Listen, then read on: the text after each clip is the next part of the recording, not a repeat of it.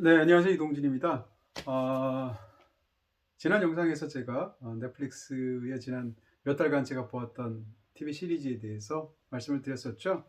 오늘 영상은 그 연장선상에 있습니다. 지난 시간에는 이제 그러니까 뭐 지옥, 오징어 게임, DP 이 세 작품을 집중적으로 여러분께 그래봤자 뭐 수다를 떤 거지만요 말씀을 드렸고요. 사실은 영화평론가로서 제가 이제 방송을 통해서 영화에 관해서 얘기할 때 제 본질은 이동진의 파이아키아라는 방송입니다. 잘 아시는 것처럼. 그리고 또 이제 홍진경의 영화로운 덕후생활이라는 프로그램도 있죠. TVN에서 방송하는요. 근데 이 두 채널 두 개의 어떤 경로를 통해서 주로 말로는 집중적으로 하고 있는데요. 제가 오늘 다루게 될 그리고 지난 시간에 다루었던 그런 넷플릭스 혹은 뭐 앞으로 혹시 또 하지 않을까 싶은데 경우에 따라서 이제 많은 분들이 관심이 있어 하시거나 아니면 또 제가 하고 싶은 마음이 들면 그런 OTT의 오리지널 시리즈들에 대해서도 얘기할 텐데 그럴 경우에는 현재 입장에서는 지금 이 채널 그러니까 제가 이제 보통은 사실은 수다를 떨기 위해서 굉장히 자랑을 하기 위해서 아주 편안하게 어떤 일상을 나누기 위해서 만든 채널인데요. 이 이동진 로파의 이 채널에 더 어울리는 게 아닌가 싶어서 여기서 지금 두 번에 걸쳐서 여러분께 말씀을 드리고 있습니다. 바로 오늘은 따끈따끈한 영화이기도 하고요. 저도 이제 본 지가 며칠 안 됐죠. 연휴에 봤으니까 설 연휴에 보았던 지금 우리 학교론에 대해서 조금 말씀을 드려보는 게 어떤가 뭐 이런 생각이 드네요. 지금 우리 학교론에 대해서 이제 본격적으로 제가 말을 한다기보다는 이 채널의 속성상 그냥 가볍게 어떤 수다를 떨듯 친구한테 이렇게 이야기를 해주듯 네, 아직 못 본 친구한테 제가 이렇게 얘기해 줄 수 있잖아요. 영화 어땠어? 이러면 아, 그 영화 말이야? 라면서 그런 톤으로 여러분께 말씀드릴 테니까 가볍게만 받아들였으면 좋겠습니다. 또 하도 이 영화만 어떻게 봤는지 물어보시는 분들이 많아서요. 한꺼번에 제가 지금 답변을 드리는 그런 방식으로 가볍게 진행하겠습니다.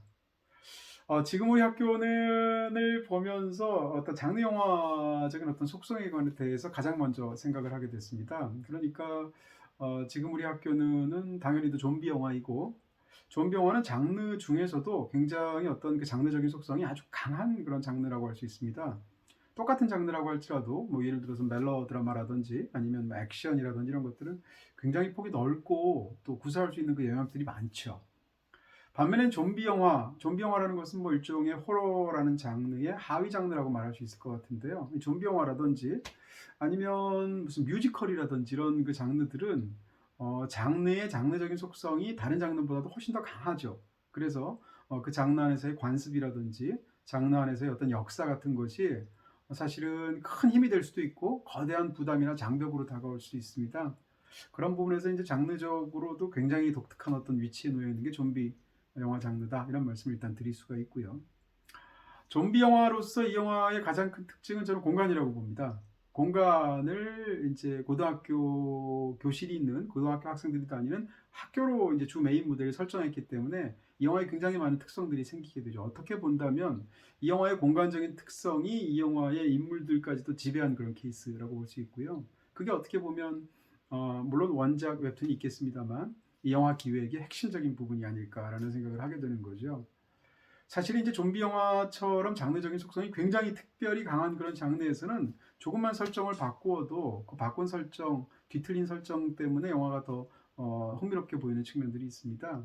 반면에 이제 그 장르에서 계승해야 될 것들도 굉장히 많을 텐데 그럴 경우에 이제 많은 경우에 이 좀비 장르에서 약간 그 새로운 감각을 주는 것 중에 하나가 공간을 바꾸는 거죠. 예를 들어서 부산행이 된다고 하면 부산행은 이제 좀비 장르를 기차라는 제한된 공간 안에 집어넣은 거지 않습니까? 마찬가지로 뭐 부산행만큼의 완성도는 없다고 하겠지만 제가 보기에는요. 살아있다 같은 작품은 이제 아파트로 변주를 한 거죠. 이런 식으로 장르들을 좀비 영화를 새로운 공간에 집어넣어서 이제 신선하게 만들고 그리고 이제 우리가 아는 좀비 영화의 속성을 통해서 승부를 거는 이런 작품들이 나오게 되는데 이 영화는 그 승부를 학교에서 걸고 있는 것이죠. 학교를 메인 무대로 삼았기 때문에 기본적으로 학생들이 주인공이 될 수밖에 없습니다. 그렇기 때문에 이 영화는 뭐 캐스팅부터 시작해서 예를 들면 굉장히 신인 배우들이 많이 끌어들인 어떤 그런 신선한 캐스팅을 할 수밖에 없고요. 또 10대 아이들의 어떤 문제를 집중적으로 다루기 때문에 주제나 이야기의 성격도 정해지겠죠. 그런 부분에서 배우를 고용하는 문제부터 시작해서 캐스팅하는 문제부터 시작해서 이야기의 틀을 짜거나 아니면 주제의식으로 파고드는 부분들까지 어떻게 보면 학교라는 공간을 선택함으로써 거의 모든 것이 결정된 것 같은 측면이 있다는 것입니다. 그러니까 그게 이제 저는 이 영화에서 가장 흥미로운 혹은 성공한 부분 중에 하나라고 생각하는 건데요. 말하자면 이 영화는 이제 학교라는 공간을 무대로 해서 좀비 영화를 만들 때 우리가 보기를 원하고 그것이 어떤 기술적인 완성도나 시각적인 어떤 재미를 기대하는 부분을 상당 부분 충족시켜주고 있는 게 사실인 것 같습니다. 예를 들어서 이제 학교라는 그 공간에 굉장히 어떤 건축적인 특성을 본다면 2학년 1반하고 2학년 5반하고 차이가 없지 않습니까? 같은 교실이고 똑같은 크기이고 같은 위치로 책상들이 비슷한 개수가 놓여 있고 선생님이 같은 위치에서 강의하고 학생들은 비슷하게 항상 듣는 거죠. 더군다나 그 학생들은 교복을 입고 있어서 외형적으로 상당히 비슷해 보이고 심지어는 이름 대신에 번호로 불리기도 하고 다시 말하면 학교라는 공간이 갖고 있는 그 공간에 익명적인 특성이 있다는 겁니다. 예를 들어서 각각 교실이 있고 이 영화에 등장하는 뭐 음악실도 있고 무슨 미술실도 있고 방송실도 있지만 기본적으로 다 비슷한 공간이잖아요. 학생들도 집에서 떠나올 때는 다 저마다의 개성이 있겠지만 일단 교복을 입고 자리에 딱 앉게 되면 기본적으로 익명화된 존재가 된다는 것이죠. 그런 상황 속에서 이 영화에서 완벽하게 익명화된 존재는 사실상 좀비일 텐데 그렇게 본다면 이 좀비의 익명성을 가지고 노는 좀비의 익명성으로부터 액션부터 시작해서 어떤 기본적인 어떤 주제와 테마까지 그런 걸 다루는 공간으로 학교는 굉장히 절묘한 안성맞춤처럼 보인다는 것이고요. 실제로 이 영화는 그런 부분에서 상당 부분 성공하고 있는 것이 사실입니다. 그래서 영화에서 다루고 있는 어떤 교실에서 벌어지는 장면이나 혹은 똑같은 학교 아니라고 할지라도 규격된 공간이지만 뭐 옥상이라든지 화장실이라든지 그리고 이제 이것들을 모두 다 연결하는 복도나 계단 같은 공간에서 벌어지는 좀비 액션들이 굉장히 흥미롭죠. 그런 측면에서 이 영화에서의 어떤 복도나 계단은 저한테는 거의 좀비의 런웨이처럼 보입니다. 그게 이제 이 영화에서 제일 재밌는 부분들이었고요. 그것과 연결해서 이 영화의 가장 큰 성과가 있다면 바로 좀비 액션이라고 말할 수 있겠죠. 이 영화의 성과이기도 하고요. 다른 한편으로는 지난 한 10여 년간 꾸준히 이 장르에서 일정한 완성도를 만들어낸 어떤 한국화한 그런 어떤 그 방식의 승리처럼 보이기도 합니다. 그러니까 이제는 이제 뭐라고 그럴까요? 좀비 영화에서 보이는 그 좀비들의 특별한 행동들이나 이런 것들에 대한 것은 사실상 안무일 텐데 이런 안무화된 좀비의 행동들이 이 영화에서 굉장히 현실감 있고 굉장히 재미있고 또 다양하게 변주되었다는 것이 말하자면 안무의 완성도가 높다고 할까요? 혹은 안무의 연기를 잘했다고 할까요? 이런 부분들이죠. 이 영화를 보다 보면 그래서 저한테는 거의 어떻게 보이냐면 좀비 영화로서 이 영화가 거의 댄스 호러 혹은 스포츠 호러 이렇게까지 보입니다. 왜냐하면 사람을 향해서 질주를 하고 물어뜯고 잡아먹고 이런 그 과정들 자체가 이 영화에서는 굉장히 잘 안무된 느낌들이 있거든요. 수많은 익명의 좀비 떼들이 달려드는데 이것들이 익명적으로 한 덩어리이기도 하지만 또 이 각각의 개체들의 어떤 특별한 제각각의 행동들이 살아있는 것 같은 느낌을 줍니다. 그래서 굉장히 이제 역동적인 장면들을 이 영화가 만들어내는데요. 돼요. 예를 들면 이 영화 속에 이제 등장하는 그 좀비들을 볼 때마다 그런 생각이 드는 것이죠. 그러니까 이 저각각의 익명화된 그런 좀비들이 사실은 굉장히 개체화된 행동을 하고 있다는 측면에서 역설적으로 시각적으로 굉장히 재밌다는 생각이 듭니다. 이 영화의 이제 장면을 예를 들자면 이런 거죠. 저한테 이제 제일 재밌었던 장면은 어떤 건가면요. 영화 이제 후반부에 되면 이 도주하는 과정에서 벽에 이제 남자 주인공이 매달리게 되고 그때까지 이제 관성을 이기지 못해서 마구 달려들던 그 좀비들이 그 공사장에서 차례대로 계속 그 달려오던 속도를 이기지 못하고 계속 하염없이 연달아서 추락하는 장면들 이런 것들은 그 동선이라든지 어떤 그 액션 아이디어 같은 것이 굉장히 뛰어나다고 생각이 들었고요. 또 한 가지는 이제 영화의 초반에서 은지라는 학생이 자살을 하려고 그 굉장한 성적인 폭력과 또 이제 왕따 피해 같은 것에서 이겨내지 못해서 자살을 하기 위해서 옥상에 딱 섰을 때 본인 밑으로 위에서 부감으로 내려다보고 있을 때 그 아래층에 있는 그런 각각의 창들에서 이 차례 창들이 깨지면서 좀비들이 차례로 추락하는 모습을 정작 뛰어내리려고 했던 은지의 시점으로 보는 그런 장면이 있습니다. 이런 장면들은 사실은 이제 굉장히 액션 아이디어나 역동적인 어떤 시각적인 측면에서 장르 영화에서 굉장히 재밌게 연출된 그런 장면이 아닐까. 끔찍한데 재밌다고 말하니까 좀 이상하긴 한데요. 이런 부분에서는 이제 이 영화가 분명한 장점이 있겠죠. 또 한 가지는 이제 초반에 굉장히 스피디하게 진행이 됩니다. 좀비의 발생이라고 할까요? 그런 부분에서 이 이야기를 괜히 질질 끄지 않고 초반부터 좀비가 발생하고 더군다나 좀비가 전력 질주를 하지 않습니까? 흥미로운 것은 이제 원래 좀비 영화가 탄생했을 때 처음 좀비는 사실은 굉장히 느릿느릿 움직이는 존재였었죠. 좀비 장르가 탄생한 게 보통 조지 로메로의 원조로 삼는 영화가 살아있는 시체들의 밤인데 그게 나온 지가 벌써 50년이 넘었으니까요. 근데 좀비 장르도 계속 혁신되고 새롭게 어떤 가지치기를 하는 과정에서 이미 80년대 중반이 되면 달리는 좀비가 나오기 시작합니다. 제 기억으로는 원조가 이제 바탈리언이라는 80년대 영화를 기억하는데, 그래도 여러분들이 기억하시는 영화 중에서는 28일 후라는 작품에서도 좀비가 전력 질주를 하죠. 28일 후를 보면 그 좀비들이 빨리 달리는 순간에 어떤 공포를 극대화하기 위해서 그 좀비들을 예를 들면 상당 부분은 육상 선수들을 캐스팅했다는 그런 비화까지 있습니다. 어찌됐건 이 영화에서는 그렇게 전력 질주해서 달려드는 그 좀비의 스피디한 그 모습이 굉장히 흥미롭게 느껴지죠. 근데 이제 문제는 뭔가 하면 이 영화가 6부작도 아니고 12부작이라는 것입니다. 그러다 보니까 이 영화가 굉장히 자극적인 설정과 달리는 좀비의 스피디함과 또 이야기도 일찌감치 본론으로 들어가는 그런 역동적인 구조를 갖고 있음에도 불구하고 회를 거듭할수록 점점점 지치는 느낌, 지겨워지는 느낌 같은 게 듭니다. 저는 솔직히 얘기하면 중반부 이후로는 약간 좀 끝까지 봐야지 하는 어떤 사명감 이런 느낌으로 한번 영화가 어디까지 가는지 보자라는 느낌, 그걸로 영화를 좀 봤던 느낌이 있고요. 초반에 가졌던 흥미에 비해서 그런 것들도 또 캐릭터들도 워낙 반복이 되다 보니까 예를 들어서 뭐 귀남 같은 캐릭터를 보게 되면 끊임없이 계속 무슨 터미네이터 시리즈처럼 살아나게 되는데, 사실은 귀남이 설정되기도 하고 이제 반장 캐릭터인 남나나 은지 같은 캐릭터로 설정이 되었던 것이 이 영화의 좀비 장르에서 굉장히 흥미로운, 이른바 휴먼이라고 말할 수 있을 것 같은, 그러니까 면역자의 존재일 텐데, 이런 것들 영화가 제대로 살리고 있지 못하기 때문에 사실은 귀남이 계속 메인 빌런으로서 끊임없이 회귀할 때마다 뭐라 그럴까요? 이제 관객 입장에서는 좀 사실 좀 지겨운 느낌까지 든다라는 것이죠. 다시 말하면 스스로 작동 원리로 끌어들였던 스피드를 12화까지 계속 밀고 나가지 못하기 때문에 영화가 중반부터 계속 힘에 부치게 된다, 이런 얘기를 드릴 수밖에 없을 것 같습니다. 그리고 이 영화에서 이제 굉장히 아쉬웠던 장면 중에 하나는 영화를 12편이나 봤고 12시간 가까운 영화를 제가 이제 본 셈인데요.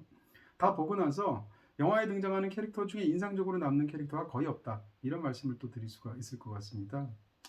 이것은 뭐 부분적으로는 배우들의 어떤 소화력하고도 관련이 있을 수도 있고요. 그렇지만 더 중요하게는 사실은 각본의 문제 혹은 연출의 문제가 아닐까라는 생각들을 하게 되죠. 영화를 다 보고 났을 때 이 영화에서 인상적인 캐릭터가 누가 있었을까 한번 생각해 보면 그나마 남라 같은 캐릭터, 반장 캐릭터, 이런 캐릭터들이 떠오르게 되는데, 그 캐릭터도 설정된 것으로서 흥미로운 것에 비하면 그렇게까지 흥미롭지 않은 캐릭터인 것 같아요. 나머지 캐릭터들은 대부분 다 제각각 그 캐릭터에 주어진 설정들의 어떤 산물이 아닌가라는 느낌이 들고, 그러니까 인물 하나하나가 살아있는 어떤 개성을 가진 그런 캐릭터라기보다는 어떤 설정을 반복적으로 연기하도록 되어 있는 그런 일종의 도구 취급을 갖고 있다는 것이죠. 그런 측면에서 이 영화의 캐릭터들에 관한 어떤 기본적인 아쉬움들 같은 것이 저한테는 깊을 수밖에 없다, 이런 얘기를 좀 드리게 되고요. 이런 걸 포함해서 사실상 이 영화에서 가장 아쉬웠던 게 뭐냐라고 누군가 저한테 묻는다면, 뭐 지금 생각나는 대로 말씀을 드린다면 이 영화의 어떤 지나치게 공산품적인 특성, 공학적인 특성 같은 것이라고 말하겠습니다. 그러니까 기본적으로 장르 영화라는 것은 공학적인 특성이 있을 수밖에 없습니다. 왜냐하면 관습과 싸우거나 관습을 가지고 놀거나 관습을 넘어서거나 이런 데서 장르의 어떤 그런 역동성 혹은 동력 같은 것을 얻어내기 때문인데요. 근데 이 영화의 어떤 그런 그 장르 영화로서의 속성이 갖고 있는 어떤 그런 특성 정도가 아니라, 이 영화에서 벌어지는 거의 모든 것들은 사실상 설계도가 보이고 어떻게 보면 기획서가 보이고 영화에서 보다 보면 계속 그런 단계들이 머릿속에서 상상이 된다는 것이죠. 그러니까 이 영화 속에서 인물의 감정을 다루는 것도 마찬가지일 텐데, 예를 들면 영화 속에서 이제 정말 절절한 상황들이 많이 펼쳐지지 않습니까?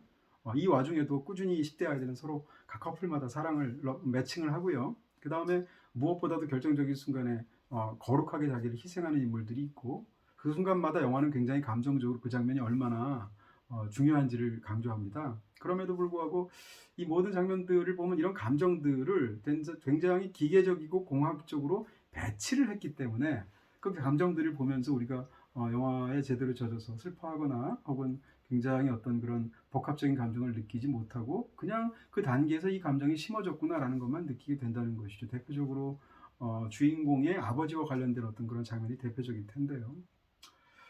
그러니까 이 영화 속에서의 인물이나 심지어는 그 이 영화 속에서 인물이 느끼는 사랑이든 우정이든 아니면 부모와의 어떤 그런 굉장히 깊은 관계든 이런 것들에 대한 감정조차 이 영화에서 다루고 있는 계단이나 혹은 복도나 이런 것 같은 지형지물처럼 다루고 있다는 거예요. 예를 들면 그 좀비들이 막 달렸을 때 복도면 질주를 할 것이고요. 계단이면 상대적으로 조금 더 둔탁한 걸음으로 뛰어오르는 그런 모습을 보이겠죠. 마찬가지로 우정이든 사랑이든 그게 어떤 감정이든 간에 이런 감정이 영화 속에 등장하는 마치 구조물처럼 들어가 있어서 그 단계별로 그냥 그 인물들이 기계적으로 그 장면들을 연기하는 것처럼 보인다는 것이죠. 그 연장선상에서 주제의식도 마찬가지입니다. 저는 모든 영화에 진심이 있다고 생각하는 쪽이고요. 이 영화에도 분명히 진심이 있을 것입니다. 그럼에도 불구하고 이 영화가 다루고 있는 수많은 주제들이 있습니다. 예를 들어서 이 영화는 무슨 10대 임신도 다루죠. 왕따 문제, 학교 폭력 문제 다루죠. 학교 안에서의 어떤 서로 다른 가정 환경 때문에 생기는 계급 문제도 다루지 않습니까? 국회의원도 등장했다가 무슨 군대에도 등장했다가 나라를 운영하는 방식부터 군이 개입하는 방식 등등등까지 수많은 어떤 단계들이 있고 영화에서 다루는 수많은 주제들이 있는데 이 수많은 주제들을 다른 모든 것처럼 그야말로 설정으로 주워 섬기면서 사실은 영화가 그냥 흘러가기만 하지 않는가라는 것이죠. 그야말로 막 전력 질출하면서 몸에 부딪히더라도 그냥 그것을 뚫고 들어가는 어떤 좀비들처럼 이 영화의 플롯이 그냥 질주만 할 뿐이지 그런 어떤 다루고 있는 주제라든지 어떤 모티브들을 깊이 탐색하지는 전혀 않는다라는 것이죠. 그런 부분에서 이 영화의 플롯 자체가 저는 좀비처럼 느껴지는 부분이 있고 이 영화의 어떤 그 전체적으로 흘러가는 방향도 비슷한 측면이 있지 않을까라는 그런 생각을 하게 됩니다. 바로 그렇기 때문에 이 영화에 등장하는 거의 모든 어떤 주제를 담은 말들 같은 것도 굉장히 공허하게 들려요. 예를 들어서 한국에서 고3이 얼마나 불행한 그런 시기이고 얼마나 힘든 시기라는 것은 뭐 지나온 모든 사람이나 지나지 않는 학생들조차도 아마 다 알고 있을 텐데 근데 그런 것이 영화 속에서 너희 고3 돼봤어? 뭐 좀비가 되는 게 더 힘든지 고3이 되는 건지 되는 게 더 힘든 거지 내년 이맘때까지 살아서 한번 나한테 알려줘봐라는 식의 대사가 나오잖아요. 이런 대사들이 갖고 있는 굉장히 얄팍함이 있습니다. 배우의 연기력하고 무관하게 그런 측면에서 이 영화가 주워 섬기는 수많은 어떤 주제들은 사실은 공학적으로 그냥 10대 아이들의 문제라고 생각하면 우리가 책상에서 자 요즘 10대 아이들의 어떤 사회적인 문제가 뭐가 있을까 하면 적어낼 수 있는 정도의 그런 어떤 기획적인 측면 이상의 것은 영화에 거의 등장하지 않는 것처럼 보이죠. 바로 그렇기 때문에 이 영화의 어떤 그 아이들의 불행을 다루는 그런 방식도 우리가 좀 회의적인 시선, 의심하는 시선으로밖에 볼 수가 없습니다. 예를 들면 이 영화에 등장하는 아이들의 불행, 예를 들어서 왕따 피해를 당해서 엄청나게 두들겨 맞는다든지 끔찍한 폭력에 시달린다든지 성적으로 학대를 당한다든지 또는 경우에 따라서는 이제 10대 미혼모가 되어서 화장실에서 출산한다든지 이런 극적인 어떤 자극적인 설정들 같은 것이 있게 되는데 그런 자극적인 설정들이 이 영화에서 과연 어떤 역할을 하는 것일까라는 것에 대해서 근본적인 회의가 떠오를 수밖에 없죠. 왜냐하면 아까 말씀드린 것 같은 이 영화가 갖고 있는 기본적으로 모든 것을 공학적으로 보고 배치로 보고 설정으로 보는 것 같은 이 영화의 기본적인 속성 때문에 그렇습니다. 저는 영화를 공학적으로 만드는 것이 꼭 나쁘다고 생각하지 않습니다. 예를 들어서 러브 액츄얼리 같은 영화는 사실 공학적으로 만든 사랑 영화입니다. 그럼에도 불구하고 그 영화가 갖고 있는 굉장한 생동감이 있기 때문에 저는 굉장히 잘 만든 그런 대중적인 사랑 영화라고 생각하고요. 무슨 미션 임파서블 시리즈 뭐 3탄, 4탄, 5탄 이런 영화들처럼 거의 공산품이죠. 그럼에도 불구하고 아주 뛰어난 어떤 오락과 함께 또 만듦새를 보여주는 작품도 가능하다고 생각하는 쪽이죠.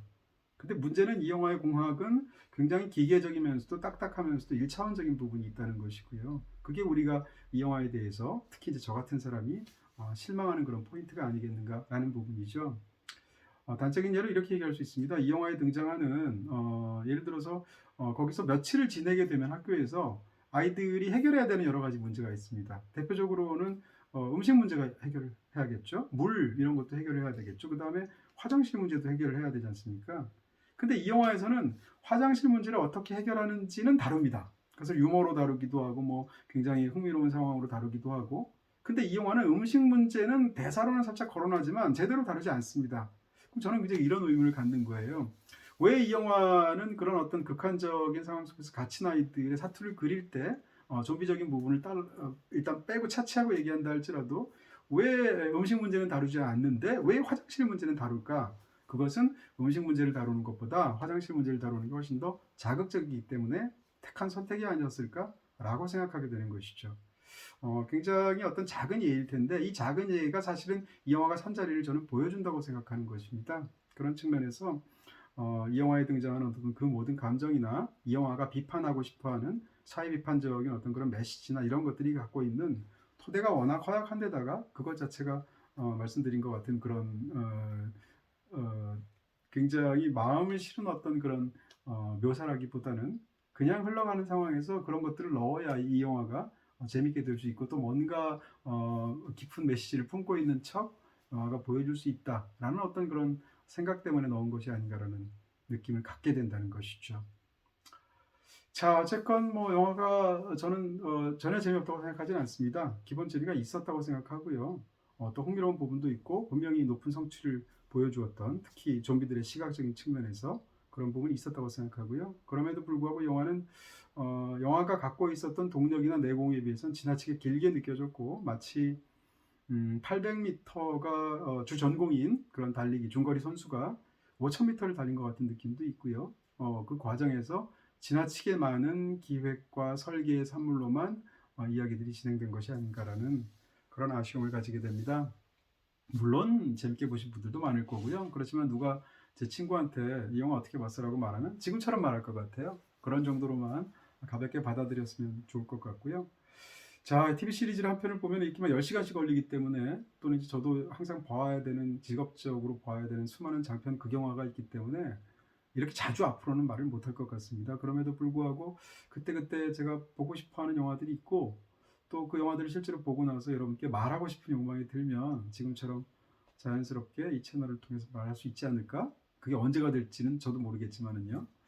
그렇게 말씀드릴 수 있을 것 같습니다. 마지막으로 지난 시간에 이어서 역시 지금 우리 학교는 또 별점을 얘기해야 될 것 같은데요. 네, 이걸 저도 이제 체계적으로 계속 해야 되는지는 아직 결정을 못해서 그럼에도 불구하고 기존에 제가 그 영화를 5,000편 넘게 별점을 매긴 그런 잣대 그대로 이 영화를 평가하도록 하겠습니다. 이 영화의 별점은 제가 생각할 때 2개인 것 같습니다. 네. 저는 이제 기본적으로 별점을 3개를 기준으로 해서 3개 이상은 추천작이라고 생각하고 2개 반 이하는 추천하지 않는 영화라고 생각하는데요. 별점 2개라는 것은 저는 사실 이 영화를 그렇게 재밌게 보지는 못했다는 얘기겠죠. 어쨌든 그 정도로만 들여주셨으면 좋겠습니다. 자, 언제인지 모르지만 이런 비슷한 얘기로 또 다음에 뵙도록 할게요. 그 사이에는 계속 저는 고양이 이야기, 제가 사드린 책 이야기 혹은 여기 있는 파이아키아 곳곳의 이야기를 여러분들께 계속 또 마음껏 자랑하면서 수다 떠는 시간을 갖도록 하겠습니다. 고맙습니다.